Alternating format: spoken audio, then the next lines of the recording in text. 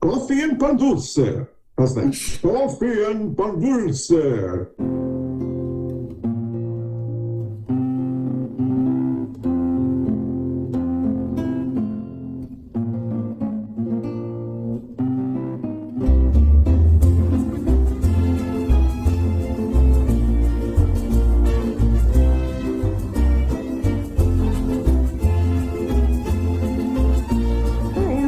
And I'm a community advocate here in South Charlotte. If I had my buttons on today, it would be, let's get some gun control. I'm tired of looking at the news and seeing this. Black Lives Matter in honor of our friend Joel. And let's have equal rights for everybody.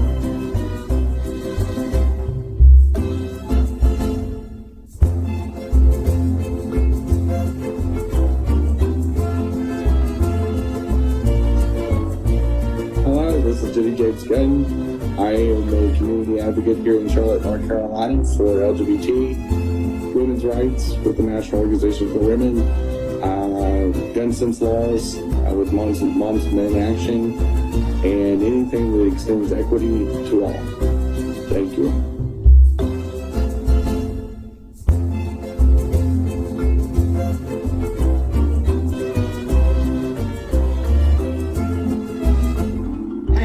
Cano, you're the co-host. My buttons are Moms Men Action, Gun Sense Legislation, Healthcare for All, Medicare for All, and also in my heart, Black Lives Matter on behalf of Joe Oldham, who's a guest of ours who passed away last year. That's it.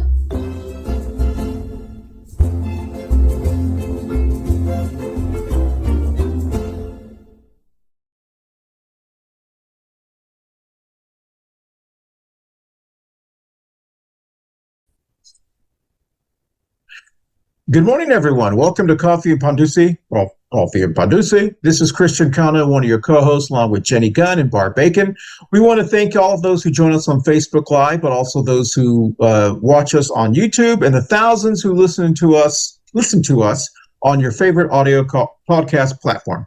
Okay, got all that out of the way. Today's show that we're dropping is an encore presentation. It's actually a show that we dropped. I got to look at my notes again.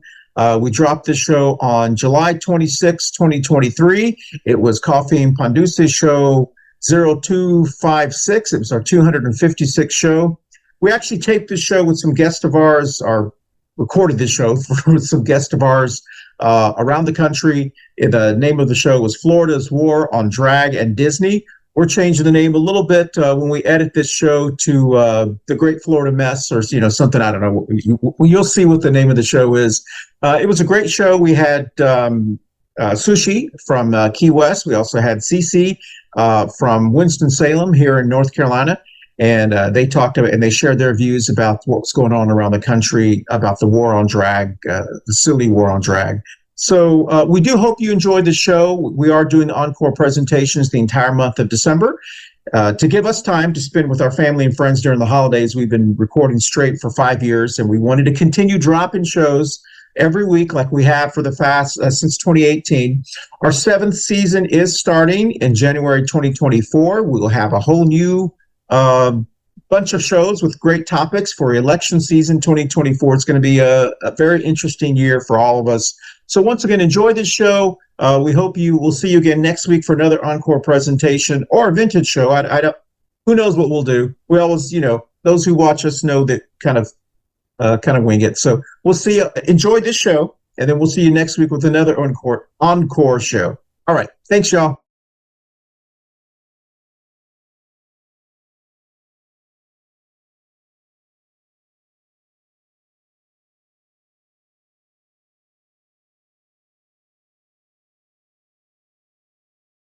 Thank you.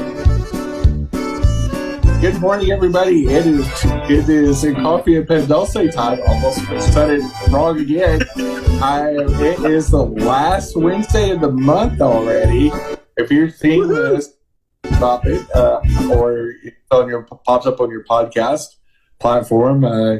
This is our last show of the month before we roll into August, and we're rocking it out. And Chris, his undisclosed location.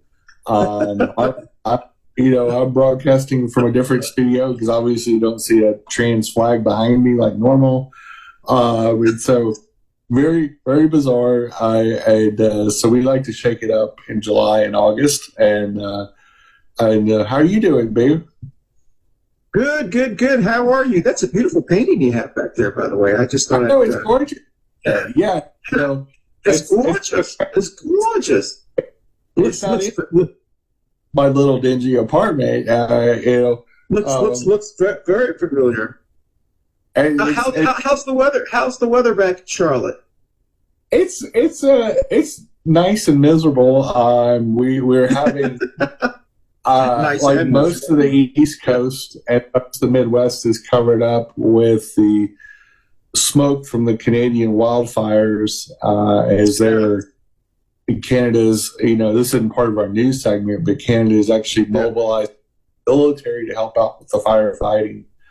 And it's just a brutal, sign of a changed climate that Canada normally doesn't have to deal with this. But just like we've seen in the last 3 or 4 years, we saw those horrific fires in Australia that literally killed over 500 million animals and burnt down most of the foliage, most of the trees and forests of Australia. It was absolutely brutal. And I mean, you literally saw people wading into the ocean to get away from the fires. It's, like we've seen in California many times in the last few years. We've seen wildfires in different states in Mexico last year. I think last year and the year before both had brutal forest fire that were just, I know several people that lost homes that live in New Mexico. And they had tons of civilians fighting for their lives, fighting for their neighborhoods. We had civilians next to firefighters and next to anybody else. They basically all band together, brought in firefighter states and things like that because the fires got so intense in Mexico. One of my friends that got their house damaged in one of the fires was videotaping it. It looked like it didn't look like a movie. It looked like something from a movie, like one of those scary, movies. Inferno movies or something. Yeah. Yeah. Well, that's terrible. I know you've talked about it quite often, and you talk about it on your show. It drops after this one. But as Jenny mentioned, welcome everyone to Coffee and Pan Dulce. I'm Christian Cano, one of your co-hosts, along with Jenny Gunn. Barb Bacon is off today. She's doing her volunteer work around North Carolina somewhere. So we miss you, Barb. We want to thank those who are joining us on Facebook Live, but also those who join us on YouTube, and the thousands who listen to us on your favorite audio podcast platform. Jenny, Barb's, I wish Barb was on. We can tell her this. Barb's viewer choice started the Florida shows off. Has already like 20,000 viewers and like 40,000 listeners. I don't know what we did on that one, but actually you and I carried that one, so we'll just mark it up to us. So I can't remember what we talked about because I've slept since then. It was a few weeks ago. But it is funny. Yeah, and it's interesting what shows resonate with people. Especially listeners and viewers, because they're the ones that make this show. And we're always thankful and grateful that people actually tune in, because basically Christian and I, especially when it's just us two, it's like a conversation with friends, and we're just kind of hanging out. Heck, we had a half-hour conversation before we taped this one. So, I mean, Christian and I are close friends outside of the show, and it's probably one of the reasons we've kept this show going is that we have a friendship and a bond, and we enjoy talking about stuff. We're also both very active in advocacy and politics, and especially local politics. And so our topics usually are things we like talking about because that's It's good to talk about things we want to talk about. Yeah, they were almost semi-knowledgeable. I tell you, it's pretty amazing. Exactly. Well, yeah. As Jenny said, this is our last show of July, but we do have a couple of shows about the state of Florida, which is what this show is about. The title of this show is Florida's War on Drag and Disney, and we have a couple of special guests that will be on the show. Cece Labrie, I believe I'm pronouncing her name right. She's from Winston-Salem. She is a drag performer, and she is on this one. You see her show. And also the world-famous Sushi will be on this show as well. And so those two will be on it. And but before we go into those segments, we're going to go directly into our Barb's current events.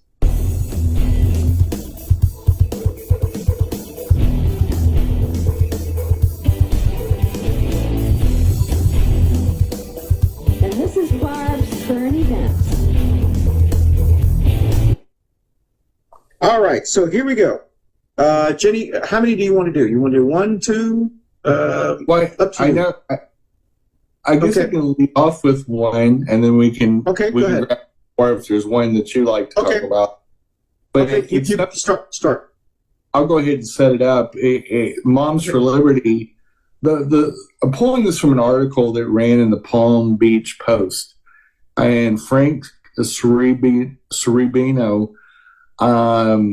in Palm Beach, Florida. So this is something that's relative to the Florida theme. Is that a local civil rights attorney is getting the Bible banned in Palm Beach County's public schools, and he's petitioned the court, and they have a hearing this week, and he just states that there's so much sexuality and violence, and it mentions masturbation and the dropping of semen like 300 and something times. There's incest. I mean, there's so much incest in there. The Bible rivals the state of Arkansas. I mean, there's literally there's more incest in the Bible than there is in Arkansas. That's pretty tough to do because the state's creed is a good yeah. Very few, if you know what I mean. And so, true story. This is off the top a little bit, but it's real quick. When I first moved to the Ozarks, so I lived in the Ozark Mountains in Branson, Missouri, which is only about 8 miles from the Arkansas border. There was a convenience store right across the street from where I moved into some corporate temporary housing. And the name of the store was Uncle Daddy's convenience store. Nothing's funnier than that. Like Uncle Daddy's. Uncle Daddy's, that's what. Was there someone playing a banjo in the front on the porch of the store? Just oh yeah. There were sex work on meth and banjo players. It was their specialties. My! But their contention is that there was so much violence. There's sexual violence. There's incest. There is murder. In the Bible. In the Bible. Yeah. And the contention of the lawyer, and the lawyer's right, is that hey, if you have a book that has a kid's book that has two dads adopting a child can be banned, we sure as shit need to ban the Bible. Exactly. Yeah, these little illustrated books that they're banning just because there's a mention of LGBT sexuality, and this is what it was intended for. But because they wrote them also vague, is that any mention of sexuality shouldn't be in the school library. Straight sex, sexual assault. Yeah.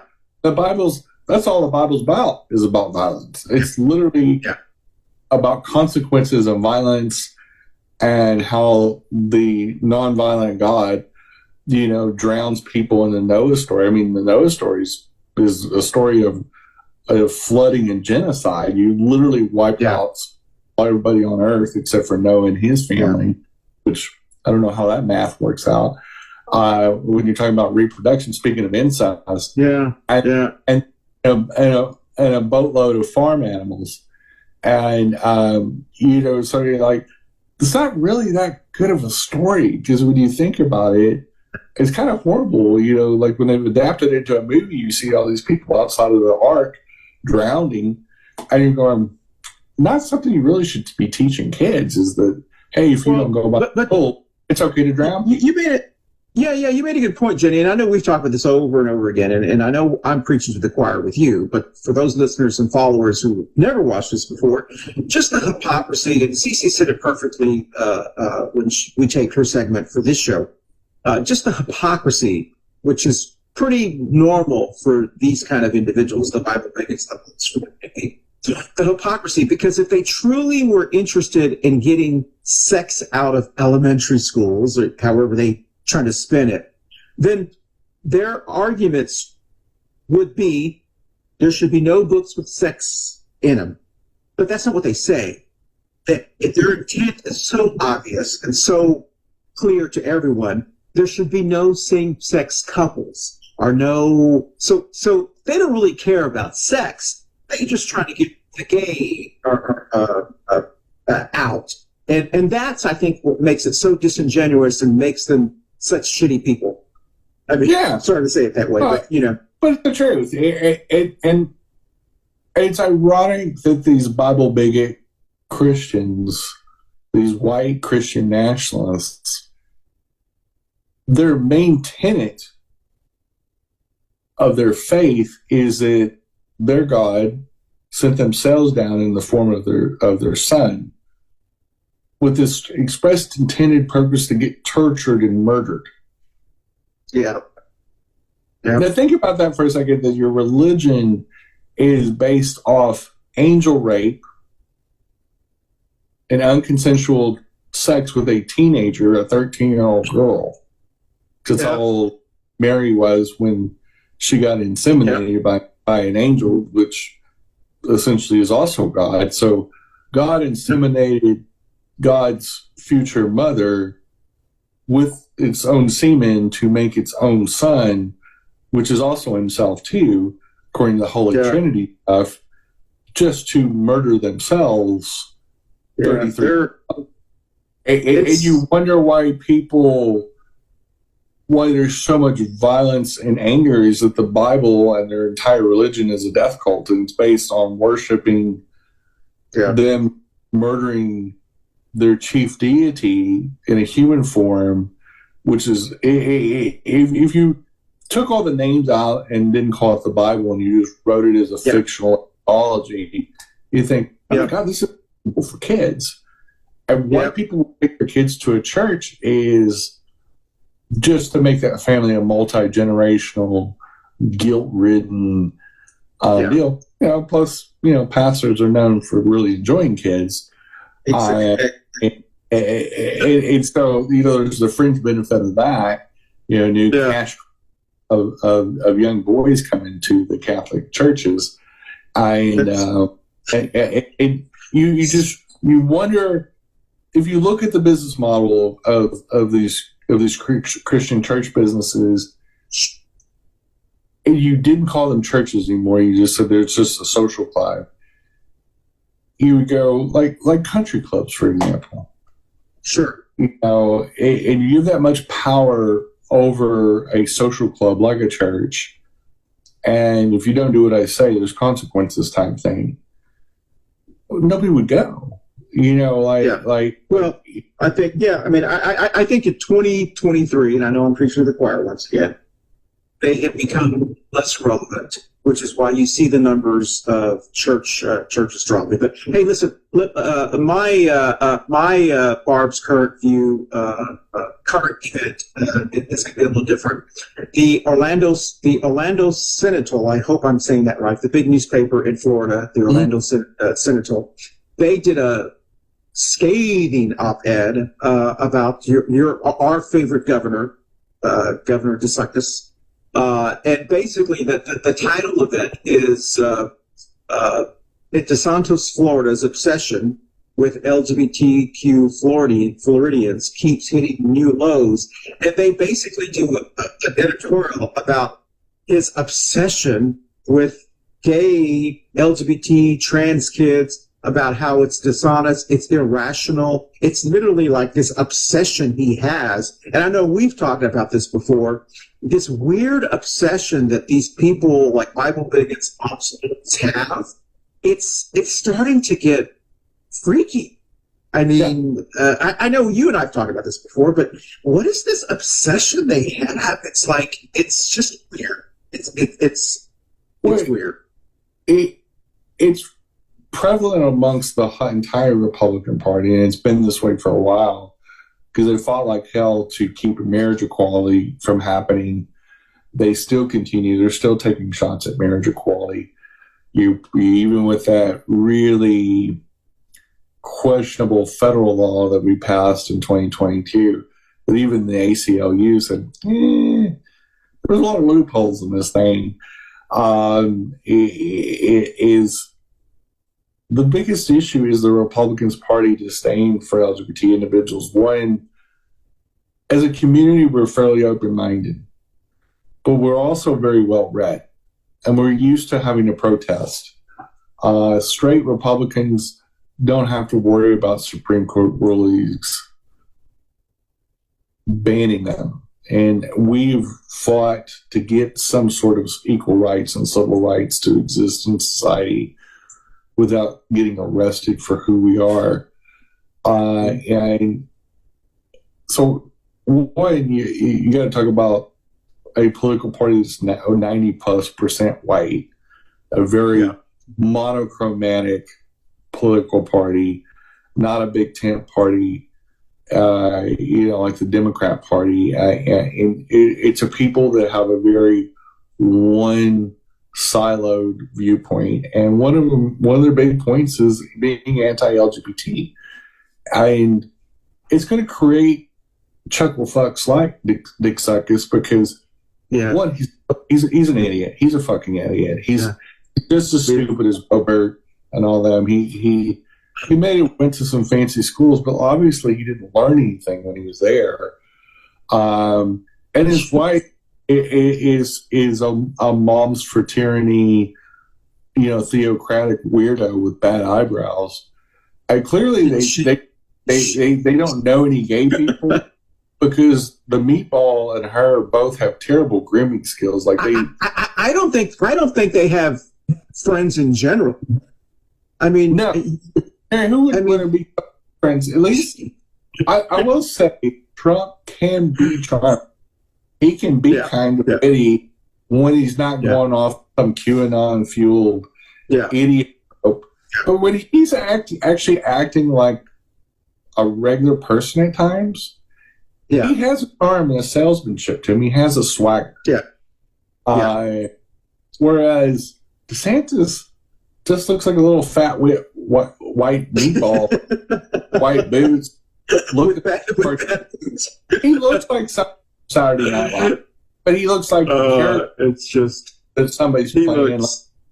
Like you just look at him, you go, "Are the weird expressions?" He looks like he has a miserable. He just looks miserable. He's like, "Oh, he is miserable." Plus that wacko that he's married to, she's. And you can I think that's a perfect segue, Jenny, because I think she's a drag queen. I mean, I think before he can run for president, which is already ready, I think the Republican Party needs to prove to America that she's not a drag. Good morning, everyone. We do want to thank you for watching the Coffee Pan Dulce Show. We hope you're enjoying this Encore presentation. It's always exciting to watch some of our old shows that we've taped. We've been doing this for 5 years, since 2018. We'll be entering into our 7th season in 2024, so we're excited to see some new topics that we'll be talking about. So I don't want to interrupt you anymore, but enjoy this show that we're doing right now, our Encore presentation, and we'll see you on our next show. Bye, y'all. What Dan say? What do you think? I think but there's most drag queens like who does her eyebrows like that? Really no self-respecting. No, you're right. She could be a drag queen because she's got bad makeup. So. like Groucho Marx from wherever he's at, from Gunn and Valhalla, he's looking down. Going, Yeah, bitch. We're just still. Hey, that's my look. Yeah, it doesn't have the comedic timing or the charm of Groucho Marx. Exactly. Like, Yeah, she's like, but like, there's Leonid Brezhnev, one of the former leaders of the Soviet Union that was famous for his thick eyebrows. Yeah, that's fucking eyebrows. That's like now there's a thing called waxing, and she's well. I'm thinking that she needs like a gas-powered bushwhacker to get a hold of those eyebrows. But her look is like this. It's this. If you look at like the Bible bigot women and like the Moms for Liberty women, it's like this. It's like this. They paint these high eyebrows, which explains their obsession with drag queens, because that's more of what an entertainment does. So people can see them from afar. And I have this theory that the reason they're obsessed with drag queens is because they see drag queens as competition. Yeah, as competition. Well, yeah, because I don't know. What do you think? Drag queens are way hotter and more attractive than they are. and when they take their husbands to these drag shows, or they go to a bridal party or a birthday party or whatever, and they go to these brunches, these morning shows, and you look at a lot of the drag queens and you like, there's always some really pretty ones. There's some that like they could be a model somewhere. And some hideous looking thing like Casey DeSantis going, well, much better than I do. They're way cuter. and my husband's always kind of been attracted to men. And there's a problem with DeSantis and Pence that are these closet bisexual and gay men that already have sexuality issues. Most Republicans have issues. And self-control. When you look at all the pedophile pastors and youth pastors, every week we get 2 or 3 of them in the newspaper. A pastor, usually a married guy with kids. There was at least 6 child sexual abuse cases levied on 6 church businesses and or youth camps that they ran. And the 10 years I lived there at least 6 times there was major scandals. And one that was 10 years old, there was a 10-year-old ongoing problem where he molested hundreds of boys. Predominantly, boys from about 11 to about 16. And you can't tell me that camp, that youth camp, this business that had campuses all over Missouri, that's where it started, in Branson, Missouri, and all over this Christian camp, did not know that the dude was doing this for 10 years. You couldn't have gone 10 years without knowing. Yeah. And one of my bones of contention is these are the same people are trying to dictate what's moral, what's not moral, and acceptable in society. And drag queens are performers, first and foremost. They're not endorsing sexuality of any kind. They're not trying to teach you anything. They're not even trying to teach you any kind of lesson.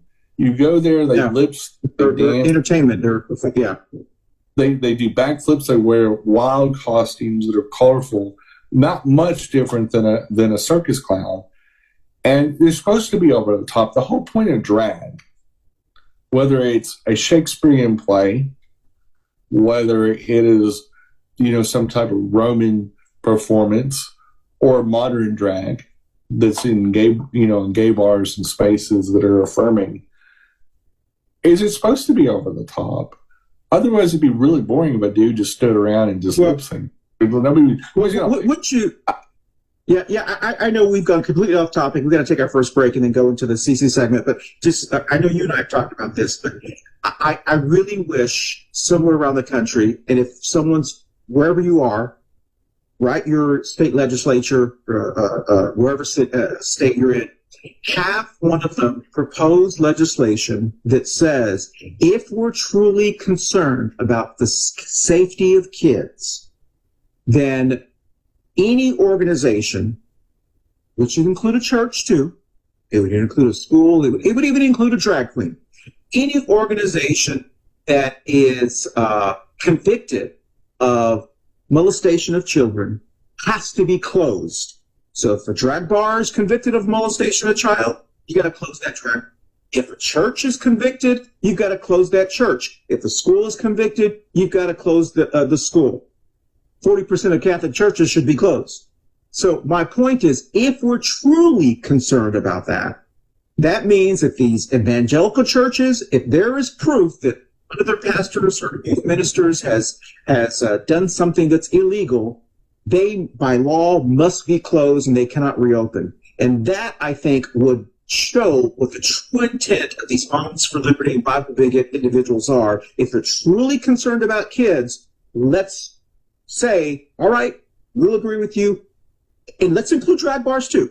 All right? If a drag bar is convicted of that, that drag bar should be closed. I think everyone would agree with that, and I think that's a legislation that maybe someone. Well, that way, because the issue is that there's a certain segment of American businesses, churches, which are a business. They have revenue that they don't pay taxes on for some reason. These Bible camps, these Bible thumper camps that are just indoctrination centers, they're always the ones. Like, I would say 80% of sex abuse and sex abuse materials come from these spaces, and they should be allowed to operate. If they were trafficking drugs through that same church, the DEA would seize the building, seize the property. Like exactly. I didn't auction off the property. They'd auction off the car, houses, everything that this business has as an asset. Because that's what drug offenders, mass drug dealers, we've been doing that for a decade. Why aren't we doing this with serial? There's a complete double standard for and the answer is a political party that tacitly endorses child sexual assault. It's literally a don't ask, don't tell, but with crimes against humanity. And until you attack that problem that way, there is no reason, there's no deterrent that you're seeing, and this applies to the Mormon Church, the SBC, and the Catholic Church that have a long history of sex abuse towards minors. And in some cases, in most cases, it's been enabled. It's been covered up.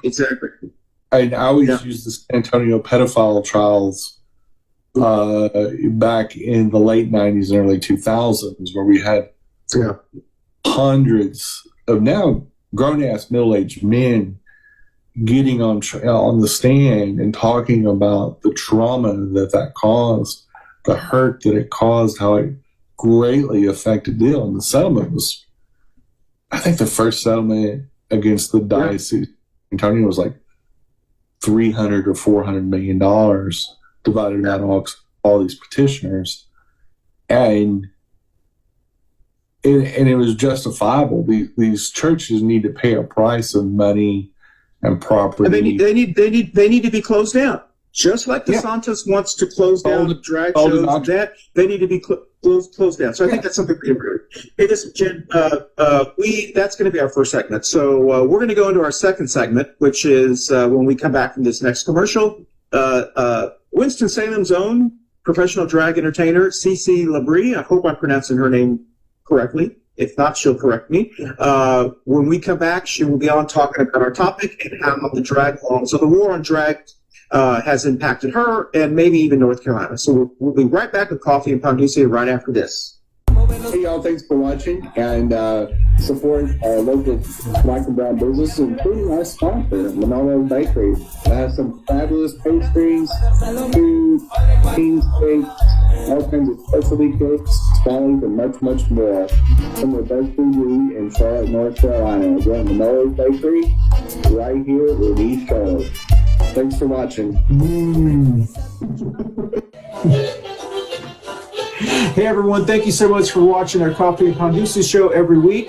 Don't forget you can watch us visually on our video podcast platforms on Facebook and YouTube, but you can also listen to us on your favorite audio podcast platforms like Apple, Amazon, iHeartRadio, Spotify, and all of the other ones that your favorite, whatever your favorite is. Once again, thank you for watching us on Coffee Pan Dulce. We'll dance out. Hey y'all, thanks for watching the Florida shows. They've been wildly successful. Obviously, it's a topic that you guys have enjoyed and wanted to know more of.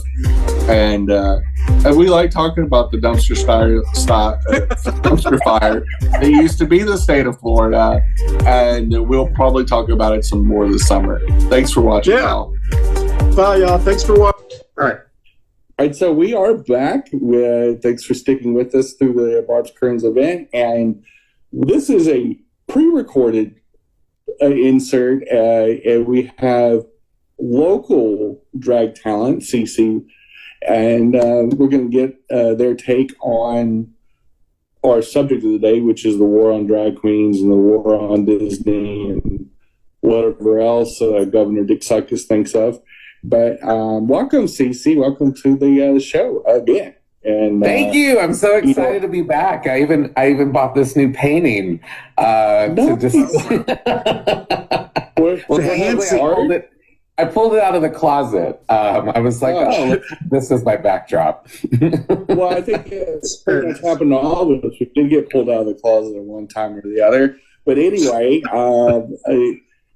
we'll get right into the topic because we only have about 10 or 15 minutes to record this. And locally, because you're based in the Winston-Salem area of North Carolina, have you seen much feedback or backlash in your area in the last few months, since this has heated up quite a bit? Here in North Carolina. Ironically, I've gotten more people reaching out, asking me about the legislation that's been presented here in North Carolina. And the advantage is I took the time to read the legislation. And unfortunately, and I use the word unfortunately, it's extremely vague. And so people have asked me, we read it and it says they want to classify drag as an adult cabaret.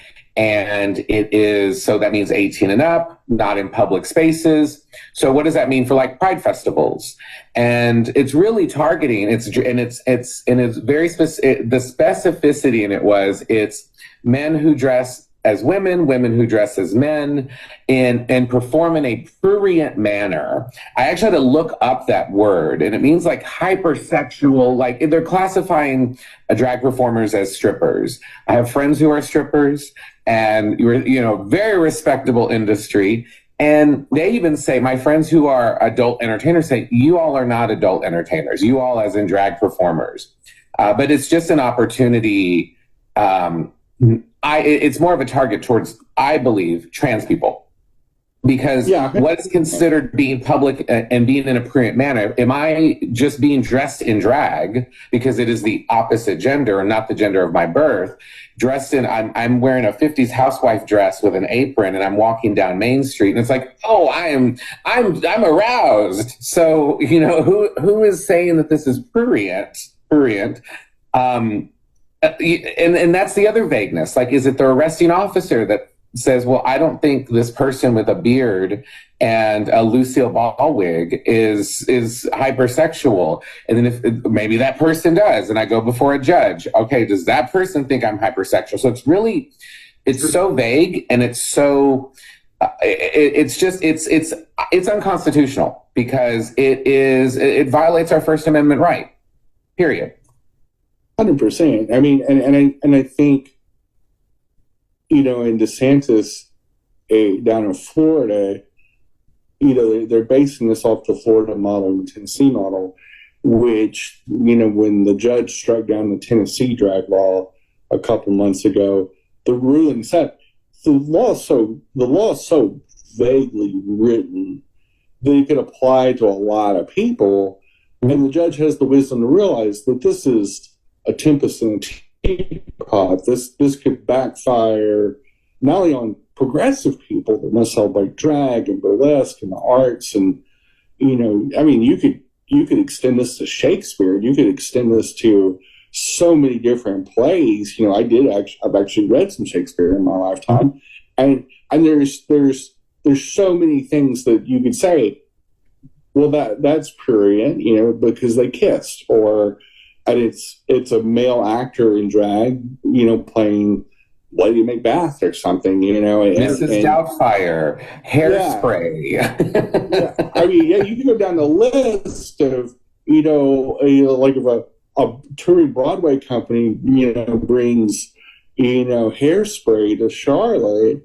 Does it violate that drag laws? Because there is adult content in Hairspray. There is, he talks about sexuality and all this, and but we're human beings. We all got here because somebody got it on. So they had some prurient behaviors in their life, and then 9 months later we showed up. And there's 8 billion of us, so there. It's human sexuality.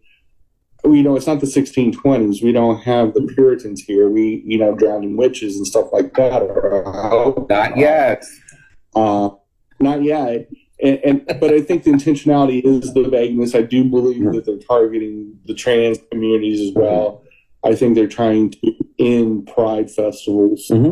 I believe they're trying to divide and conquer a population and make something that's not controversial that we've been doing publicly for 50 plus years. When you're talking about pride, when you're talking about drag, it goes back for centuries, and making something that's just regular old entertainment. It's now on Paramount and CBS TV, and just something that people obviously they crave. I mean, RuPaul's model proves that drag is really good top shelf entertainment. People enjoy it.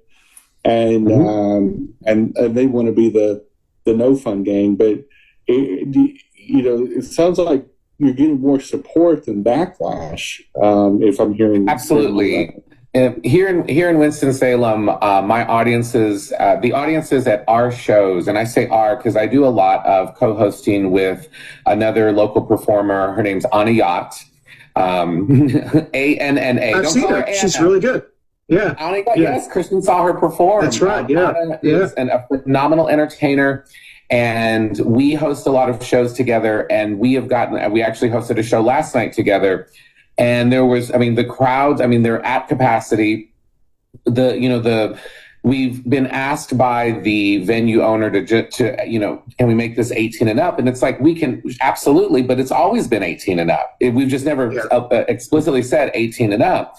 And it's interesting that, and the reason why this happened was Anna and I, we hosted a drag brunch last month in June, and we had Pride Boys protest. And that was the first time that we had gotten Pride Boys to show up. And it was, they were hot, I'll admit, but they, the hot ones are always the crazy ones. And ironically, the news outlets came out and mostly print media, and they weren't even local. They were from like Wilmington and Cape Fear. So they drove hours, and it was about a dozen to wave their flags. And they had signs that said groom dogs, not children. 18 is us, 18 and up gets rid of us. And there was only one person under 18 at the show whose parent reached out and said, can I bring my child? They're trans, and I'm wanting to show them that there's a bigger community out there, and not just, not the people that are in our small town. So really understanding that it's like, we're not grooming anyone. We're showing people that there is an accepting community out there, and there is a bigger world out there. And so from that, we've gotten even more support and more people showing up to our shows and more people supporting drag and understanding that what we do is an art form. What we do is entertainment. It is not a gender identity. It is not a sexual orientation. It is art. And ironically, for a group, and I say group, far right groups that want parents' choice. I should control what my parents read, what my children read and watch. But yet you're saying, oh no, then your kids shouldn't watch this. It's just the hypocrisy, which of course, this is not something new for that group. The hypocrisy is just ridiculous. Oh yeah, you can cut it with a knife. And I wanted to add too, because I have a lot of interest in the drag community.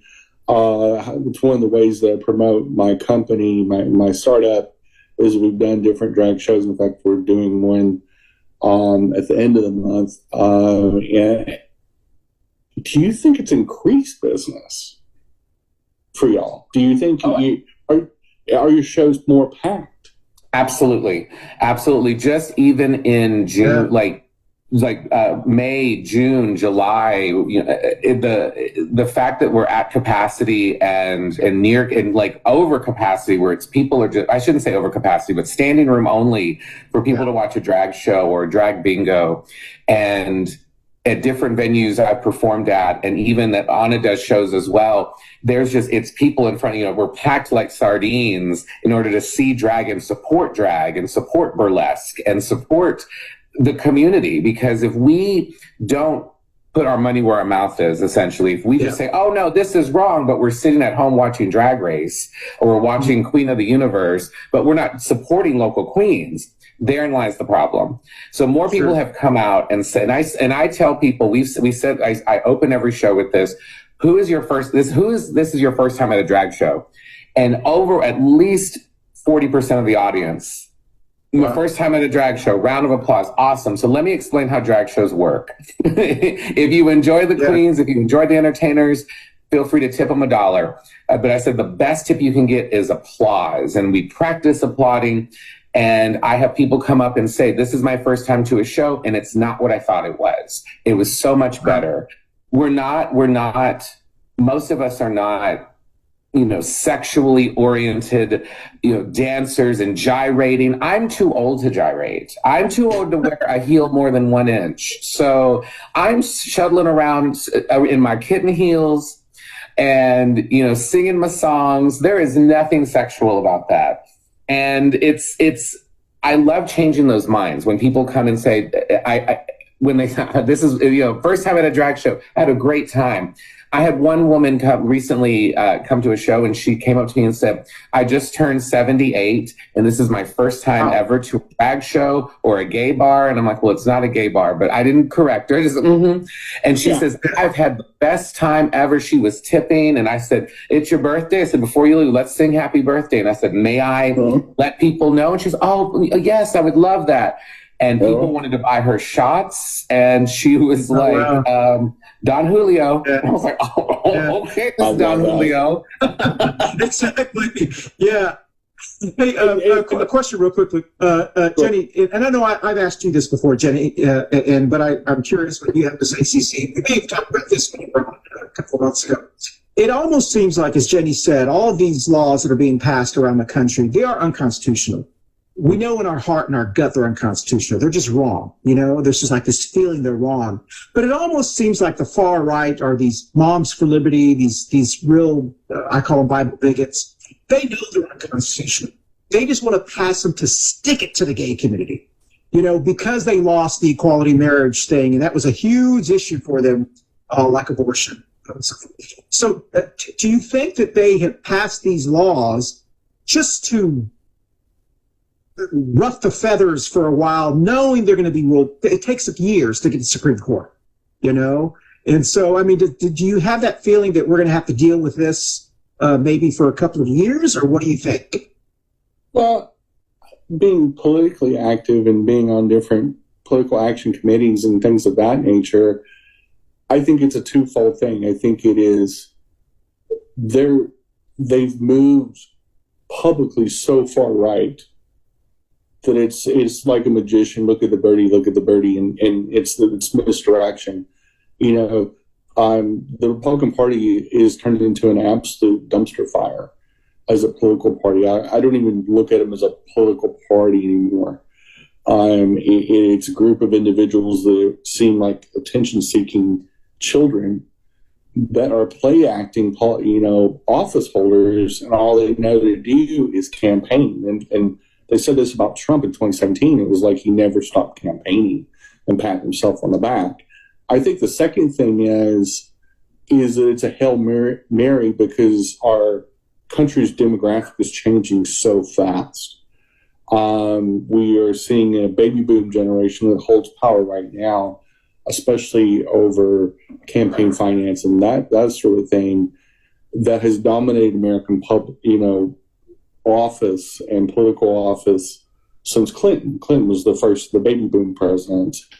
And we've seen this generation have a 30-year lockhold on this with the mentalities that we're going to fight to the bitter end, because this is still the same generation that survived, the civil rights struggles, Vietnam. This is a very aggressive, very hardened, very, very strong generation. And clearly they're going to do it to their swan song.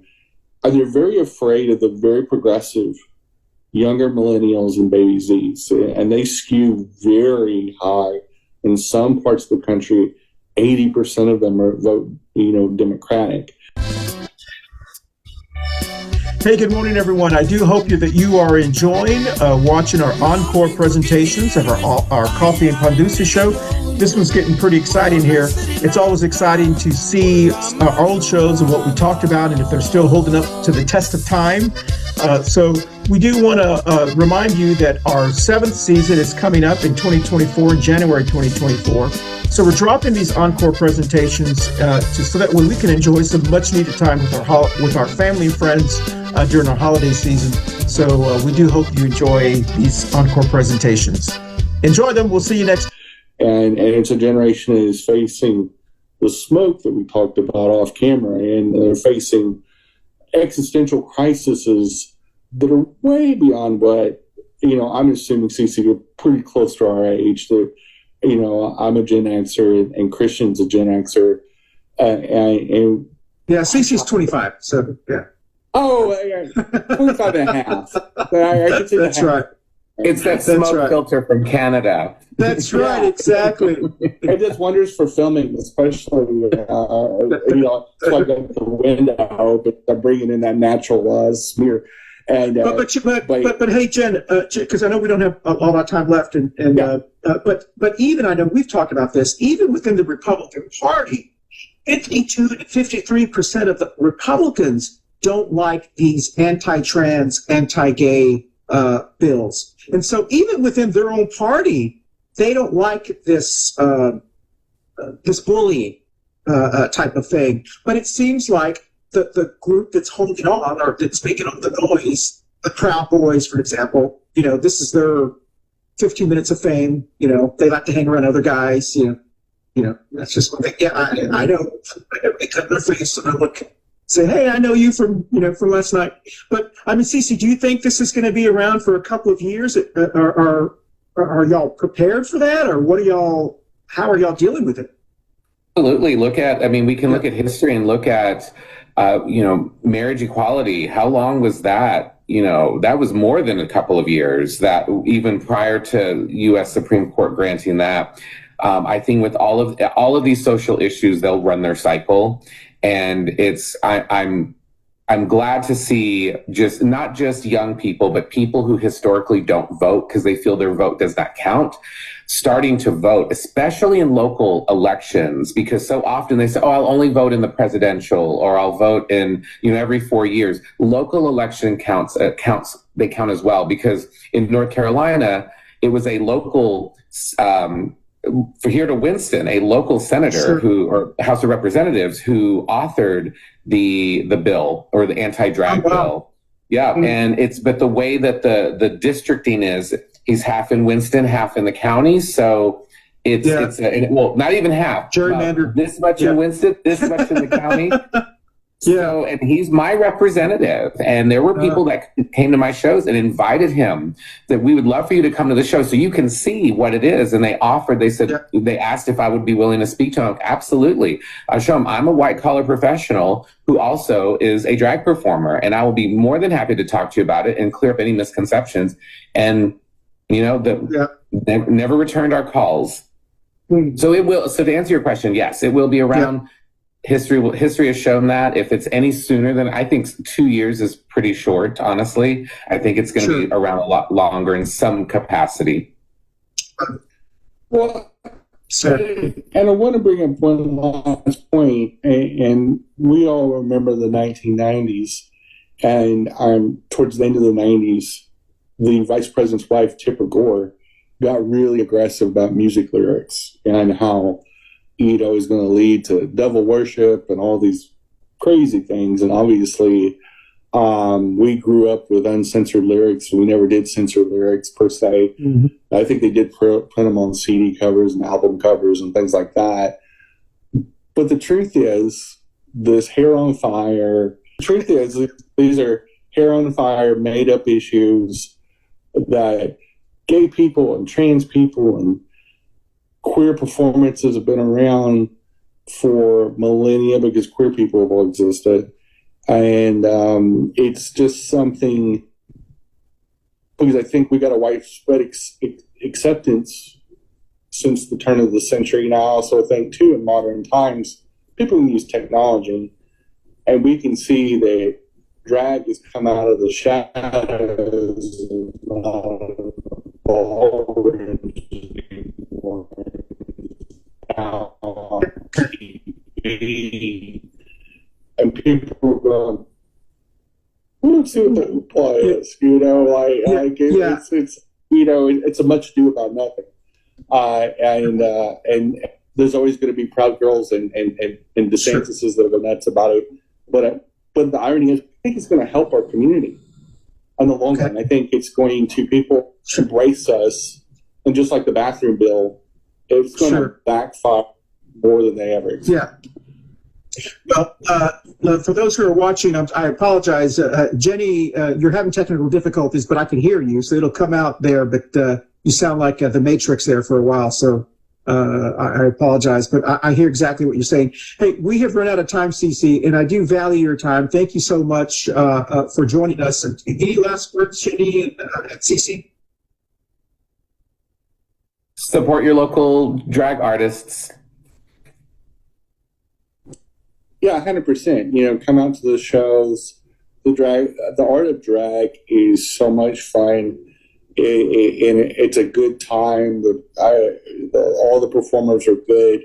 They're fun. They're quirky, and drag is just about having fun. Okay. Yeah.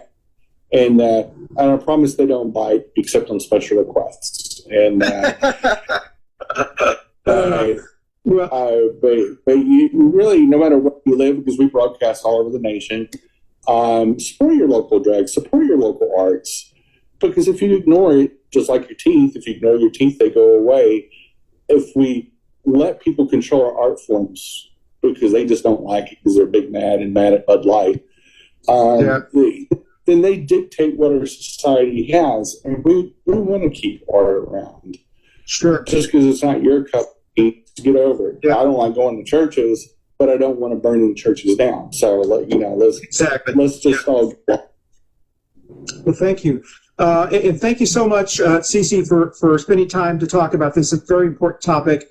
We'll take a quick break here, and then up next is going to be the world-famous Sushi from Key West, that she'll be on talking about how if it has impacted the shows down in Key West and how she's dealing with it as well. So we'll be right back on Coffee Pan Dulce right after this.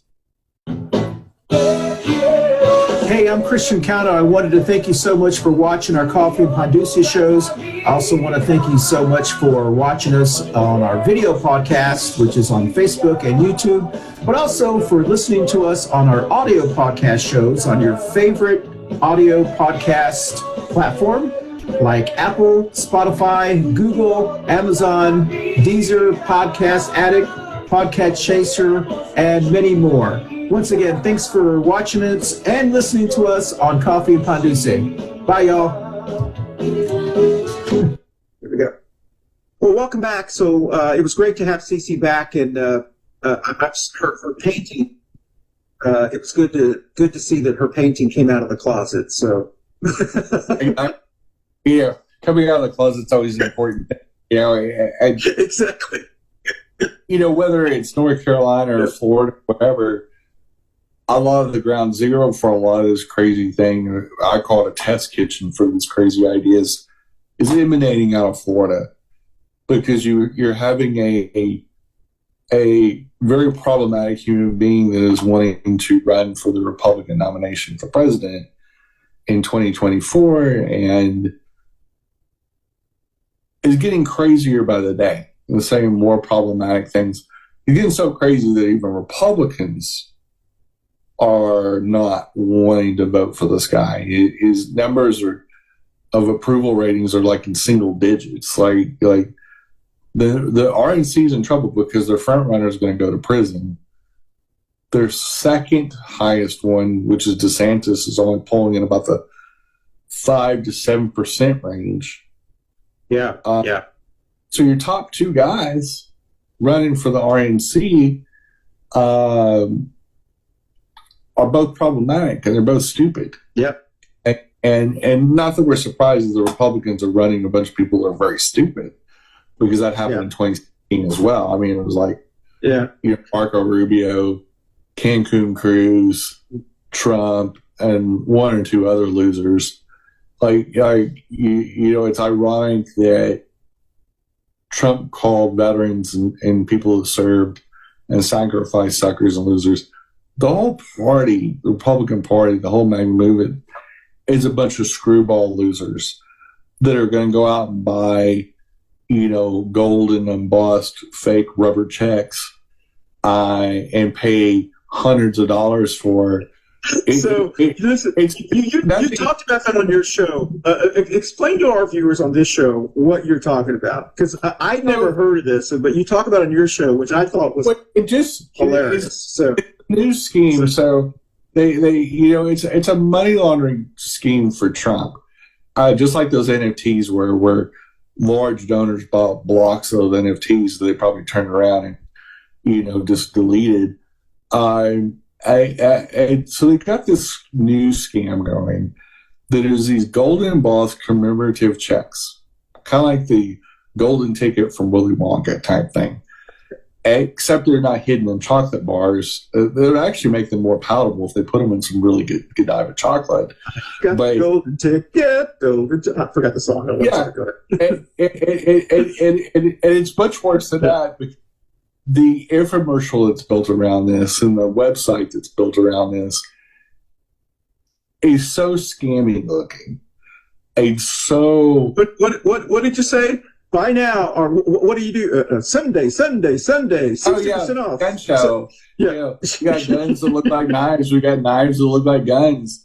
And now we have a fake presidential candidate running again, bringing the scam back to MAGA. They got these fake ass. They're silly looking checks with Trump's image on them. They're just ridiculous, and they imply that these are going to be worth something down the road. Yeah, and they may, or what is it? They may. Some say. With like about 19 different disclosures, like when a pharmaceutical company advertises a different drug. Like, may have side effects, diarrhea, bleeding from the ears, and other things. And you're like, it may cause death. Symptoms are worse from the side effects are worse from the drug than the actual affliction that it's trying to fix. And the affliction of MAGA and the MAGA virus is that they're constantly, it's either Steve Bannon, scamming money for some kind of a delusional wall building project, or now they're just coming out and just fleecing the MAGA supporters, selling these golden checks. They're just ridiculous looking. And I'm going, who in the hell would pay money for this? Well, I mean, other than a mass donor laundering money through this website, but there's regular people buying these things. And they're the same idiots that give to church businesses too. But like the base model is like $200. And if you buy more, they give you a price break. And they're already saying the original discounted. Do you get a free My Pillow? Throw in. They should throw in a couple of My Pillows, because I heard they got warehouse. He's selling his those shitty My Pillows that have the foreign cotton in it, like America First, right there. and it's just like the red hats are made in fucking China. I'm like, you do realize how stupid you guys are? That literally, almost everything we have, because we've shut down so many manufacturing plants, comes from foreign countries. Real American first policies, because we don't like those labor unions that we built up in the 40s, 50s, 60s. The Democrats helped build, because we hate to make more money and have benefits in retirement. We can't be having that. We can't have people having dignity. Hey, listen, Jen, we're up against our last break, and hopefully when we come back from this break, we'll actually have the world famous Sushi on. Otherwise, she will not be on the show, so we'll find out here. But if you like what you're hearing from Jenny, her show does drop 30 minutes after this every Wednesday at 11:30. It's called Two Queers in a Truck, and we'll be right back after the commercial about her show, right after this. Hi, I'm Christian Cano. Thank you so much for joining us on Coffee and Pan Dulce. And also thank you so much for watching us on Facebook and on YouTube. But also don't forget, you can actually listen to us on your favorite audio podcast platform like Apple, Spotify, Google, Amazon, Deezer, Podcast Addict, Podcast Chaser, and others. Once again, thank you so much for watching us and listening to us on Coffee and Pan Dulce. Have a great day. Well, welcome back, everyone, and thank you so much for watching the first couple of segments. Now we have the world-famous Sushi, Key West. And before we start the conversation, do you want me to address you as Empress, as Diva, as Sushi? What term do you go by? I'm old school. I don't care what you call me. Just be nice. Okay. But sushi's fine. Everybody knows me as Sushi. Okay. Excellent. All right. Well, listen, thank you so much for spending time. As we had mentioned before the show, today's topic is Florida's war on drag and Disney. And I just want to put things a little into context here, because we taped this a week before. And prior to taping this, which was Wednesday, I guess that would be the 19th, the federal judge in Florida that ruled on the Hamburger Mary's case that made the law in Florida unconstitutional basically said, no, this goes to all of Florida, because the state attorneys were trying to get it just for the Hamburger Mary, and because it's a skating report. So I just want to let people know kind of where we are at this moment. But Jenny, I'm going to bring you into the conversation because I know you have some questions to ask Sushi. Yeah, they're along the lines of what I asked. I just went blank. The drag performer. do that CC. It happens a lot. The older you get, don't let this face fool you. It's a lot older than it looks. But the biggest thing is, how has it impacted your business locally? As far as, are you seeing more patrons? Are you seeing less patrons? Kind of, what was the economic impact of these changes? Well, most of the people that come to Key West aren't that politically, savvy or whatever, so they don't know exactly what's going on. They have no clue. A couple, our clientele range between 30 and 60, and they're usually from the Midwest or overseas, or so they're not as clued in as what's going on. But we in our shows we talk about it and stuff like that. They're like, oh my God, really? So it really hasn't impacted us that much. I know that we were all scared after it passed. We were all really afraid what was going to happen. We weren't sure if we could stand on the street and promote our shows. But then the city of Key West, I was at the city town hall meeting about 3 weeks ago, and they passed an ordinance that said we love drag queens in Key West, and they've been part of our society in Key West, and we want to make sure that Key West is a safe space for gay, lesbian, trans community. And they passed an ordinance. All the city, what do you call those? Representatives or whatever. Yep. Commissioners, like the all the commissioners passed it 7-0. So I was really happy about that. And that was before the judge ruled on the Hamburger Mary case. So I was proud of Key West. I was proud of our mayor and our commissioners to stand up to Florida law and said, screw you, we love our drag queens in Key West. So I was happy about that. And after that happened, I talked to the police chief, and he was like, we have we're not going to do anything about what happened in Florida, because Key West isn't really Florida. So I talked to the mayor and the city and the police chief, and they said, don't worry about it, Sushi, you'll be fine, And the drag queens were scared to take pictures with little kids because their parents would say, oh, can you have a picture with my little child? And a lot of drag queens were like, we can't do that right now. I said, yes, go ahead and do it, promote the fact that people are okay with their children with drag queens. So I got on the bandwagon and say, screw DeSantis, and let's do what we have always done. Promote love, Yeah. And so the public overwhelmingly supported drag as an art form in San Antonio, Texas. And even law enforcement protected the bars and venues that were having various shows. Hey everyone, this is Christian Cano with the Coffee Pan Dulce Show. We do want to thank you for joining us this week and watching this Encore presentation. It's always exciting to see what we said during one of our Encore shows or our vintage shows, whichever term we're going to use. Oh my goodness, we're going to start a new scandal here. So once again, thank you for joining us on our Coffee Pan Dulce Show, the Encore or the vintage Encore Pan Dulce Show. And we'll see you next week. And we'll definitely see you in our 7th season of the Coffee Pan Dulce Show. It starts in January of 2024. We have a bunch of great topics already and some more co-hosts as well. So once again, thank you so much for joining us on the Coffee Pan Dulce Show. We'll see you next week. Bye, y'all. And so I think it goes to show you that, one, a lot of this is much ado about nothing.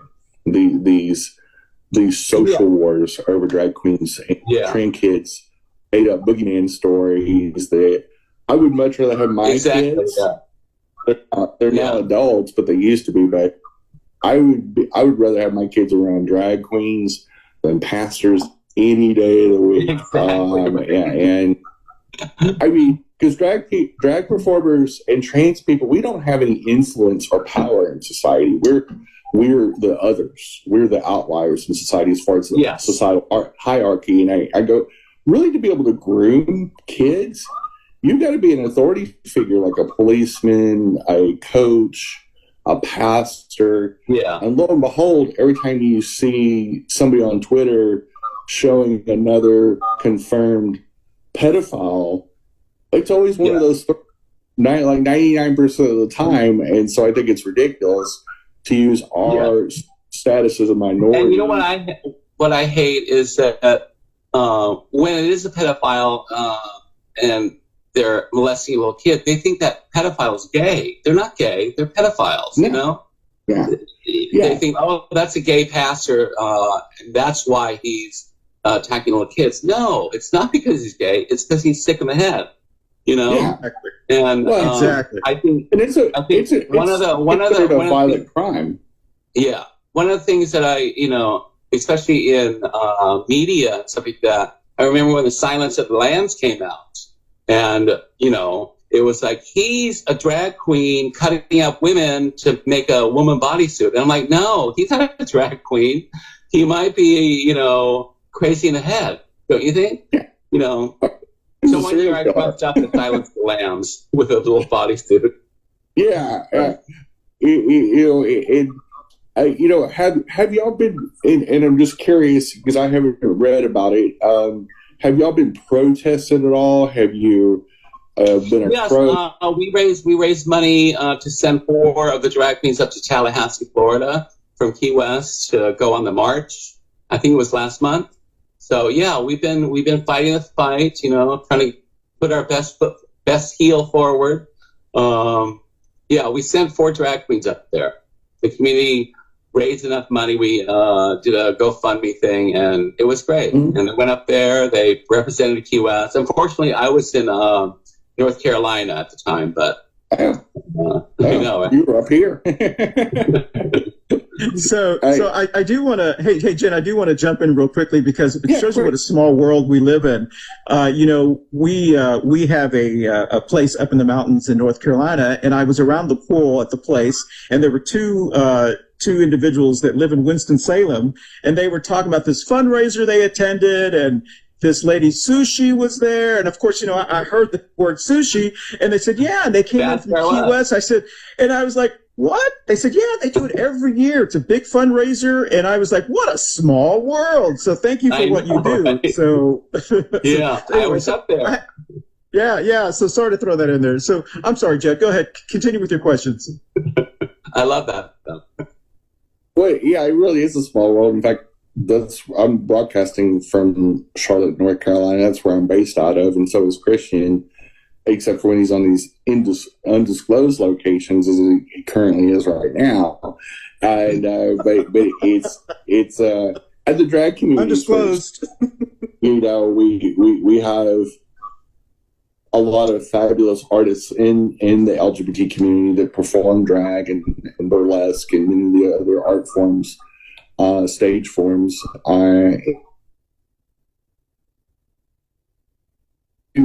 Have you seen, like, if are more people, especially locals, are they coming to the shows maybe more to support drag performance? Are you seeing any outcry from the people that come? I don't know if you get much. You're frozen up again. I opened the cabaret 27 years ago, and we've been doing shows 7 days a week for the last 27 years. So, oh no, okay. I know that every time a local has somebody from out of town, they always come and bring their aunts or uncles or grandparents or nieces, nephews to the show. So we've always had a great local following, and local's always free. So that's a plus.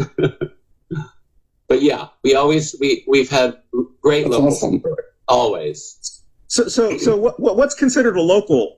More than 50 days? Well, that's a debate here. I'm joking. That's a big debate in the U.S. I think we consider a local after 2 years. You have to survive the U.S. for 2 years. And then there's a big debate about if you live here permanently or if you're a snowbird. And there's another thing where you have to be here for 10 years to be considered a freshwater conch. You get this little passport that they give out. But yeah, it's a huge controversy. I mean, people that have been born here say, no, you're not a local unless you've been born here. I'm like, oh my God, girl. I'm a local, and I'm proud of it. Well, I do want to say, because like I said, we do value your time, and I appreciate you coming on here. I do want to say that while we're in this undisclosed location, and I say undisclosed only because when we come out here, this is paradise for us, as probably everyone who comes down to Key West. We've been coming out here since 2003, but we've been staying longer over the last 4 years. And when I do my research, so when the IRS is watching this, I do research, and it's all write-offs. Yeah. When I do my research and I look at the crowd that attend your shows, they are very diverse. I mean, just last night there was a group. There was groups from Ireland. There was groups from Panama City, Florida. There were groups from Kentucky, from West Virginia. All political spectrums. I mean, everyone feels welcome and invited, and everyone just has a good time. So that's what we always try to promote, And I tell my drag queens, I said, don't bring up politics. They're not there to hear about politics or, just show them that you're a real person and you care about people. And it doesn't matter if you're a Democrat or a Republican, straight, gay, trans, bi, whatever. We're all in this world together. Make sure that they understand that, because if sometimes we have wives that bring their husbands and they say, the husbands are like, no, I don't want to go. And they finally force them upstairs. And it's the wives that have to drag them out of the drag show because they're having such a great time.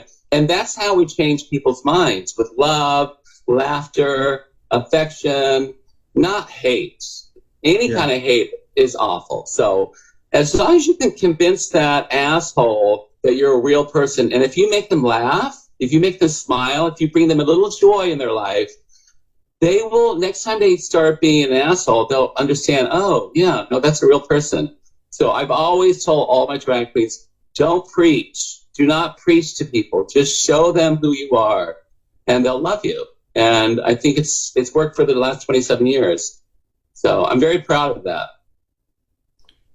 Is there anybody any message you'd like to give to people that haven't ever gone to a drag show, but would love to, but maybe have a little bit of fear or hesitancy because of the 2023 pushback against drag?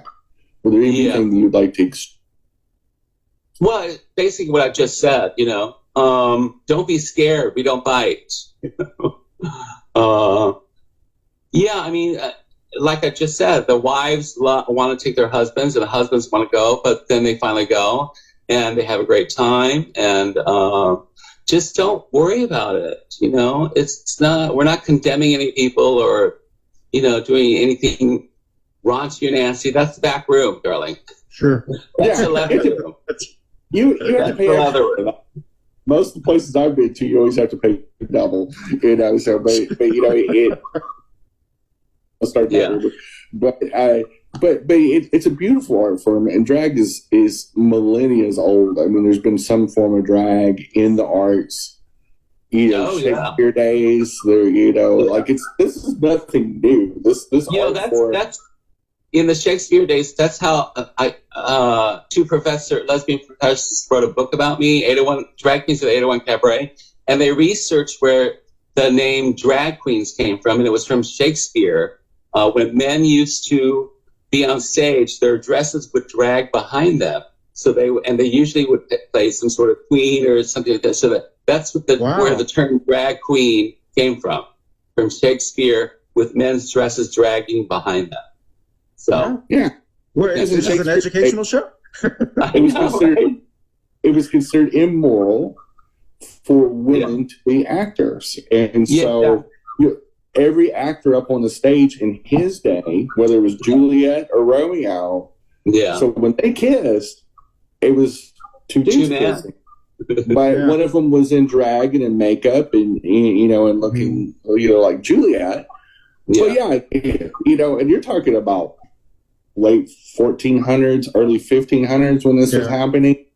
And, many societies, Japan, many other cultures have had some form of drag.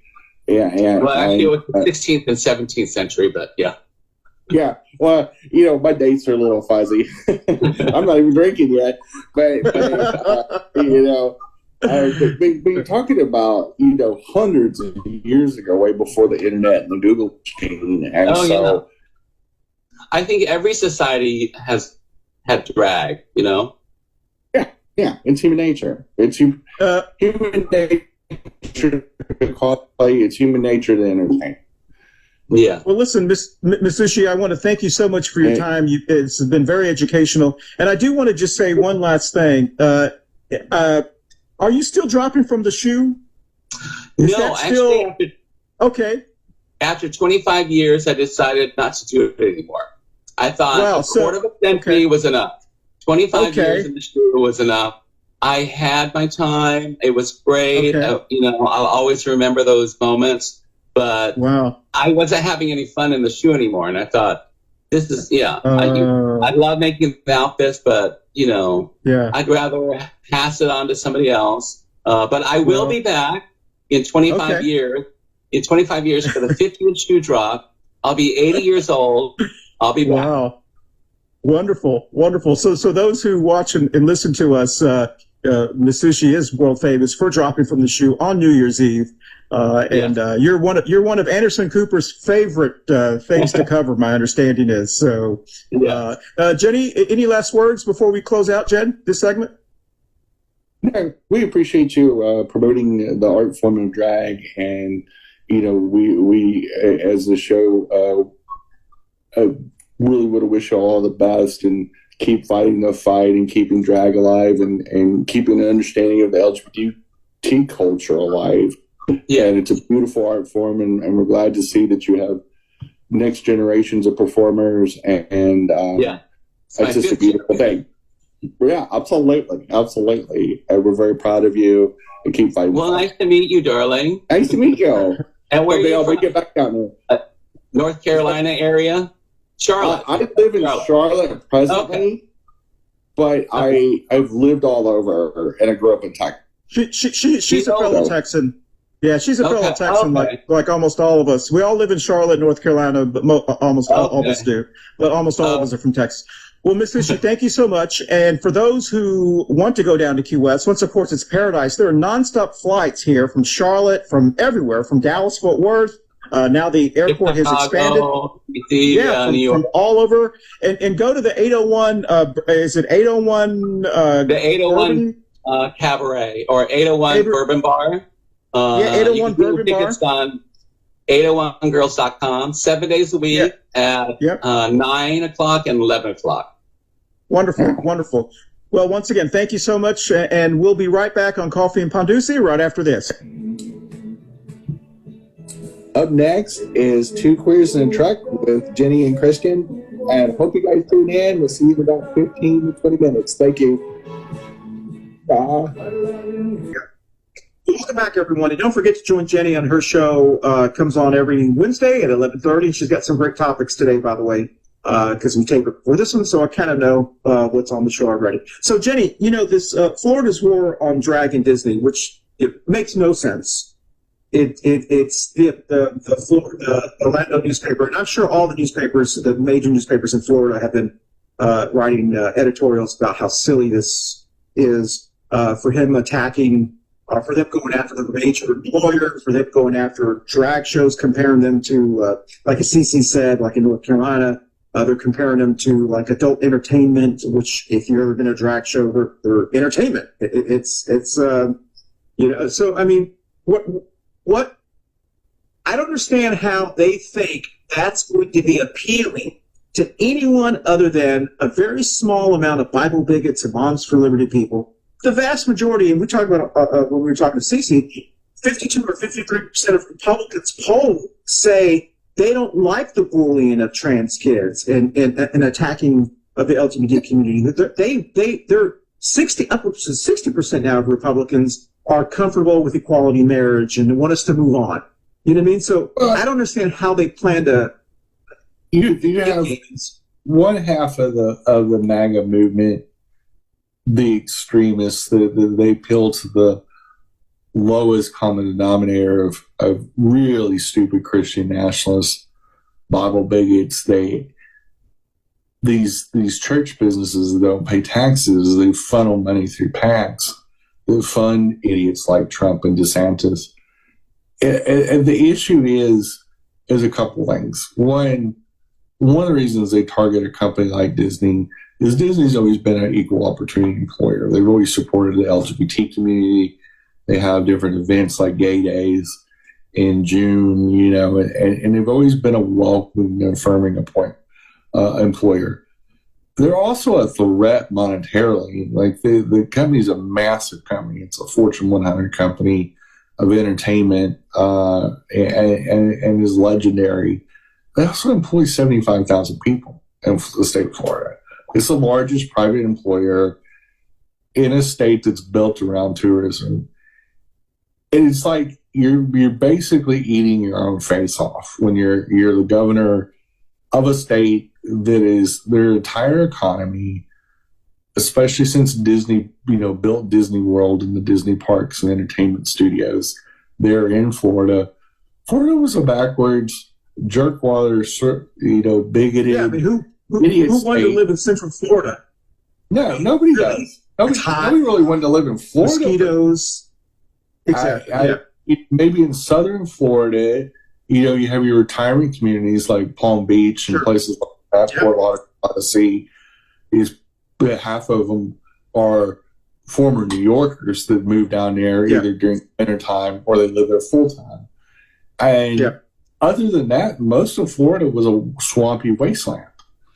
And is still a wasteland outside of Orlando, and when you're looking at the impact of Disney Corp and the impact of economics and job creation and stuff like this, they've literally created something out of nothing.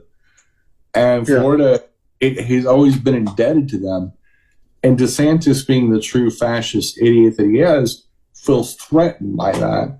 Feels threatened by that mutual benefit of having Disney as a great corporate partner and a great responsible corporation.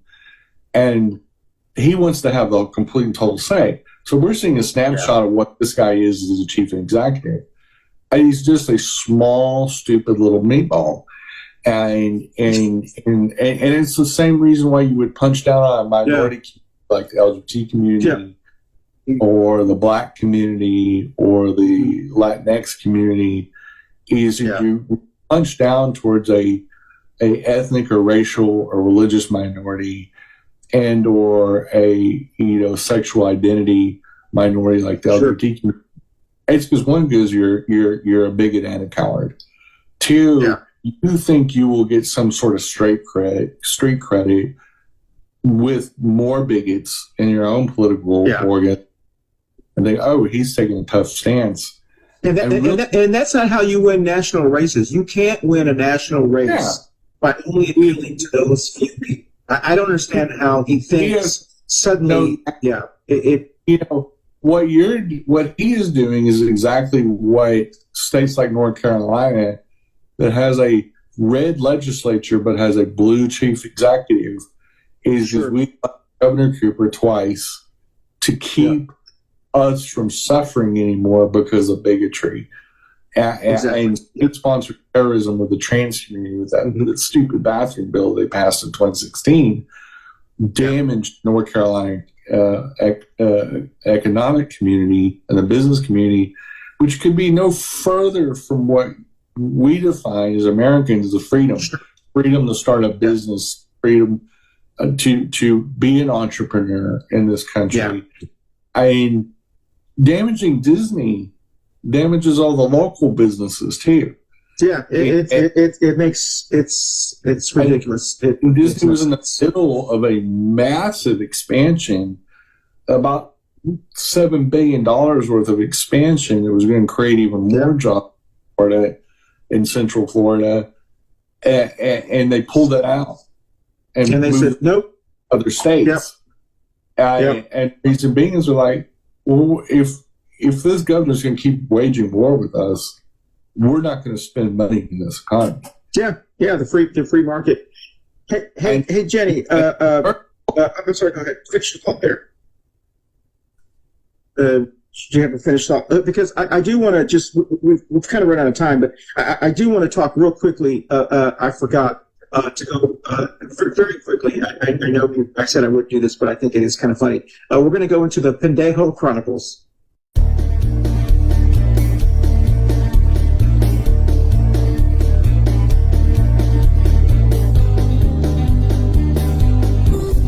And this is the Pendejo Chronicles.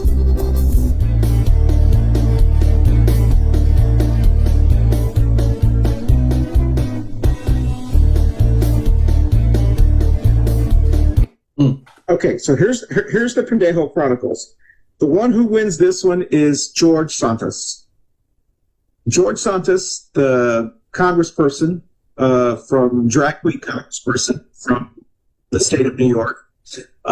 During his last FEC filings for the second quarter, I think raised $130,000, which is really, really low for a sitting congressperson. In comparison to Boebert raised about $700,000, and hers was low too. So out of $130,000, and he paid himself back that alleged $700,000 that he loaned his campaign, which is why he's under investigation. I think he's 90. I'm sure that's working. He paid himself back $80,000 of it. But more importantly, of the money that he's raised, only 4 people donated to him in his district. All the other people are tied to the Chinese billionaire. So it's like he not only does he not have any shame, but surely he knows that people are scrutinizing his everything he does, and he doesn't have any. I mean, think about that, Jenny. More than half of the money he raised from those people went to him. Well, one of the best things about being in Congress, whether you're a senator or a House of Representative, it's one of the best money-making schemes you can ever do. And it's not just the Republicans, the Democrats as well. Yeah. If you serve in Congress, you'll become a millionaire. If you aren't a millionaire already, people serve that long period of time, mysteriously come in from a $170,000 a year job, and they're in Congress only a few years, all of a sudden have a net worth of $3 or $4 or $5 million. You're going, yeah, that's true. You saved every penny from every paycheck that they ever got. Yeah. It somehow, within a short order, everybody in Congress ends up being millionaires. And so you got to wonder. Somehow their spouse is just good at investments. Yeah, like I want to hire those spouses. Hey, how in the hell do you do? And so, here's the thing. Yeah, business and making money and wealth accumulation is about who you are. And part of me says, hey, get it while you can. There's a part of me, as long as it doesn't come at the expense of tax dollars and doesn't affect me, I honestly don't care that they make more money. You dedicated your life to doing this. Yeah. As somebody that's run for office multiple, how disruptive it is versus just having a regular job like being a general manager of a hotel is a lot easier, probably than it is running for office. Running for office is a passion project as well as a career move, but it's not easy. You just don't stand there, give a couple speeches, and you just waltz into that office, even if it's something like a mate. It's a lot of work. It's a lot of trouble. And you set yourself up for being a target.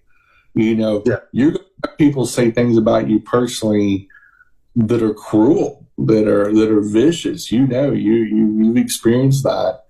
And that's even if you run the cleanest of campaigns, the most deal. The press doesn't pull any punches, and then if you're a lowlife like DeSantis or Santos, I wouldn't call him DeSantis. They're kind of the same. Santos and DeSantis. I think they're both dragons. Yeah. Oh, I think DeSantis is just. I think he's just. Santos is too. You see some people and they just look creepy. You just know you wouldn't want to be alone with them in a room. Yeah. Both of those guys are kind of the same guy. They're both like, you could end up sitting in an ice bath with your kidneys missing with these guys. Like they're Buffalo Bill creepy. I tell you, I'd rather be alone in a room with Trump than those other two guys. Yeah. Even though I don't really want to smell Trump's diaper smell. Or as Bob Woodward says, the odor barrier does not work in Trump's diapers. Hey, listen, we've gone way over. I want to thank you, Jenny, and hopefully we'll be able to, sometime before we actually drop the show, get Sushi on here, even if we have to kind of taper. But we did have CC, so thank you, CC, for joining us and talk about this. So, Jenny, in 30 seconds or less, where are you going to be after this drops? I know you have your event in Charlotte, but I don't know if that's before or after this. On July 29th, which will be 3 days after this airs. And tickets are on sale. So if you look at my social media and links, you'll clearly be able to see it.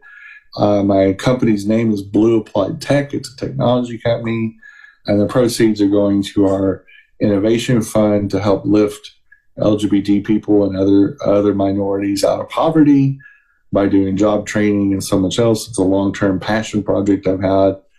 And it's something that I believe you can't have equality without providing equity.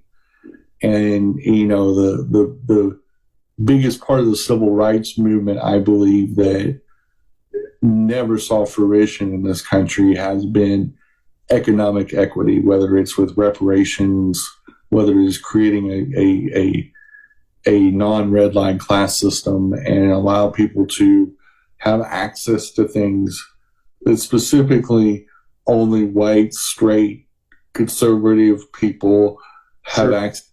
And there is a difference. So we definitely, the ultimate goal of my company, one, is to make money, but the second thing is to be able to give back specifically to our community and create pathways of prosperity. Excellent. Well, I wish I was in town to go that. I will still be in an undisclosed location, and I'm sure I'll be seeing you here in a couple of weeks. And I know you and I are going to have an event for the Pride weekend. So, listen, we do want to thank everyone for joining us today on our Coffee and Pan Dulce show, and we will see you next week on Coffee and Pan Dulce, when we actually will be talking about the Free Cuba movement 3 years later. We'll have some Floridians on who are Cuban Americans who will be talking about that as well. And so, once again, we do want to thank you for watching us on Coffee and Pan Dulce, and we'll see you next week. We'll dance out. Let's see if we can get this going here. How's that, Jed? All right. Bye, y'all. Bye-bye. Hey, y'all, thanks for watching Coffee and Pan Dulce. And just as a PSA, be safe out there. Watch the warning signs of heat stroke. Don't overdo it. If you're in a part of the country with record-setting temperatures, truly mean that is it can be dangerous and deadly. So be safe out there, drink lots of water, and stay indoors as much as possible. Have a great week. Bye, y'all. Next up, thanks for watching Coffee and Pan Dulce. Next up is Two Queers and a Truck. Stay tuned.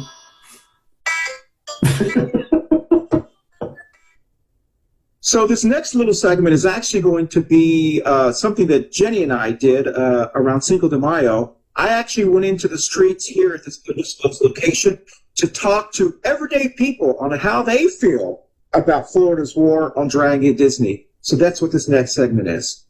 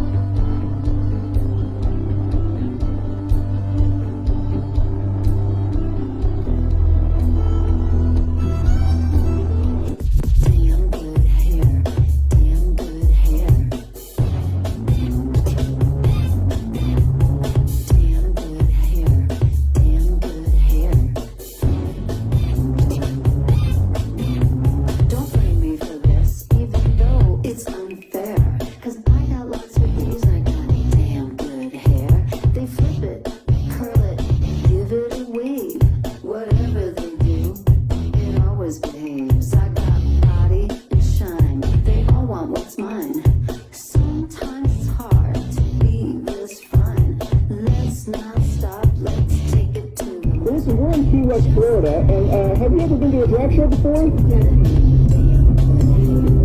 Do you have any feelings about the governor of Florida trying to pass a law to ban drag shows?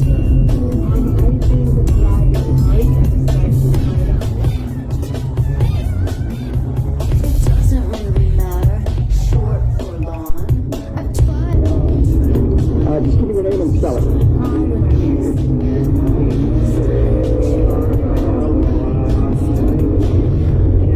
Hey man, you want to Shake it, fringe it, give it a fade. It don't matter. Hey man, you want I go about my day.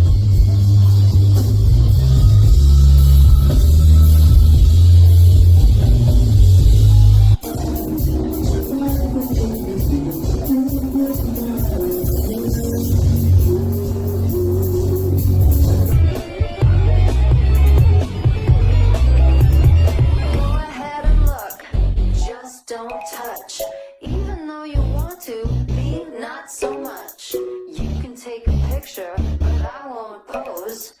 Everybody wants me, sisters and bros.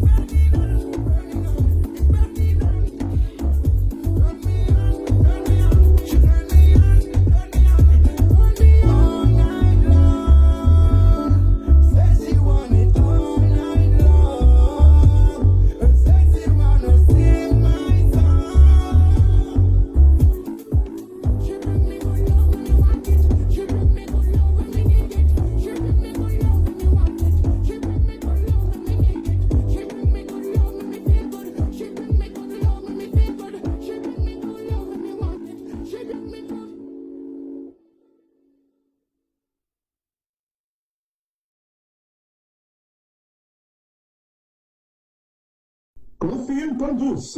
How's that? Coffee Pan Dulce. You sounded like a telenova. I'm trying this. I'm trying to. All I have to say is go. Everything rhymes, Spanish.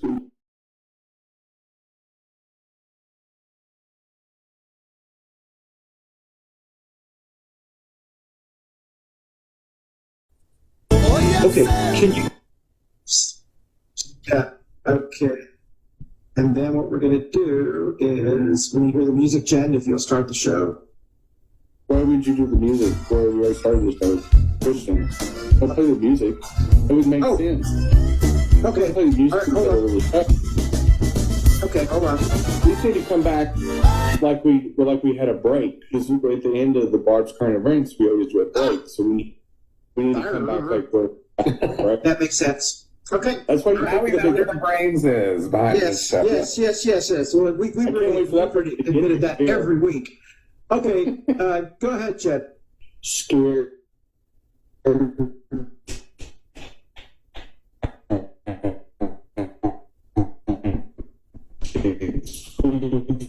Seen this before. This is my. You're trying to get people riled up about stuff with the policy. Hey, Jen, hold on a second. You froze. I'm gonna have to edit that out. So you froze when you said the truth is. So let's start that again. Okay. Ta-da! All right. Hold on a second. Let me start recording. Perfect time, because I think I'm freezing here, y'all. If I lose y'all, we're good. Excellent. Well, as always, thank you. I really. Okay. And then we're gonna act like we came back from our second break. Yeah. Okay. Jenny, tell me when you're ready. I am ready. And I'm actually outside, and then this thunderstorm started coming through, so I was like, oh my gosh. So, okay, here we go. Yeah, here we go. All right.